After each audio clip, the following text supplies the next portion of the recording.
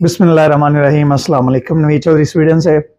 दोस्तों, जब मैं हेल्थ और फिटनेस की बात करता हूँ तो मैं ना सिर्फ खुद शहद का काफ़ी ज़्यादा इस्तेमाल करता हूँ बल्कि रोज़ाना इस्तेमाल करता हूँ, और मैं अपने तमाम जितने देखने वाले भी हैं उन्हें भी मैं शहद के इस्तेमाल की जो वो कहता हूँ। तो इस वीडियो में मैं आपको ये बताने लगा हूँ, ख़ास तौर पे जो यूरोपियन यूनियन में लोग रहते हैं और अमेरिका में रहते हैं, कि आपके साथ कितना बड़ा फ्रॉड हो रहा है। और जो लेटेस्ट रिसर्च जो सामने आई है यूरोपियन यूनियन की, जो तहकीकाती इदारा है,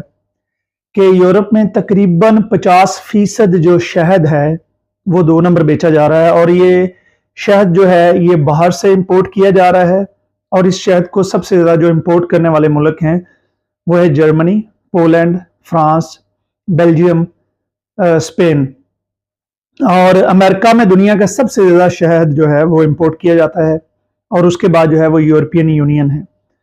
और यहाँ पर फॉर एग्जांपल उन्होंने फ्रांस की अगर बात करें तो वहाँ पे उन्होंने 21 अगर शहद के सैंपल 21 मुख्तलिफ कंपनियों के चेक किए तो सिर्फ और सिर्फ 4 जो थी वो ओरिजिनल थे, 21 में से 4।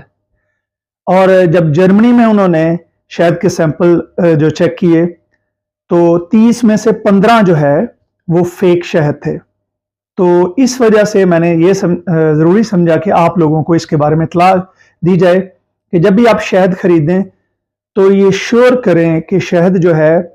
वो ऐसी किसी कंपनी से नहीं खरीदा जा रहा कि जो लिखें कि ये यूरोपियन और बाहर का शहद मिक्स है। क्योंकि जब ये इस तरह करते हैं, क्योंकि जर्मनी बहुत ज़्यादा शहद, यहाँ आप देखें अब लिडल सुपरमार्केट जो है वहाँ पे सारा शहद जर्मनी का होता है, तो उस पर लिखा होता है कि EU एंड नॉन EU शहद जो है वो मिक्स किया जाता है। और इस शहद को सबसे ज़्यादा जो है वो यूरोप में इंग्लैंड में लाया जाता है, और वहाँ से फिर आगे जो है ये शिप किया जाता है। तो मैंने ज़रूरी समझा कि आप लोगों को बता दूं कि ये जो रिपोर्ट आई है उसके मुताबिक ये शहद जो है,